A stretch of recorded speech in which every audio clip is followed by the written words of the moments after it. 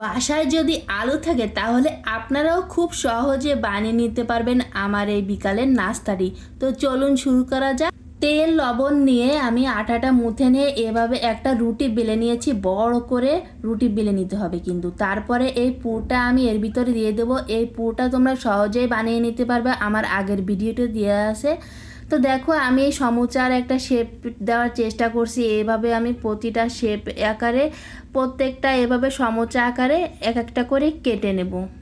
তোমরা চাইলে অন্যান্য শেপেও দিতে পারো বন্ধুরা ভিডিও দেখে, বাট আমি এরকম শেপ দিতে পছন্দ করেছি বলে এরকম শেপ দিয়েছি। তো সবগুলো কাটা হয়ে গেলে এভাবে যতটা সম্ভব আমি এভাবে 4-5টা আটকে দেওয়ার চেষ্টা করেছি। তো সবগুলো আটকানো হয়ে গেল। এভাবে আমি লো টু মিডিয়াম আঁচে আমি এগুলো ভেজে নিব। এটা একটু লাল করে ভেজে নিলে হয়ে যাবে আমার গরম গরম খাস্তা একটা রেসিপি। তো আপনারাও চাইলে খুব সহজেই এই রেসিপি ট্রাই করে আপনারা বিকালের নাস্তা বানিয়ে নিতে পারেন।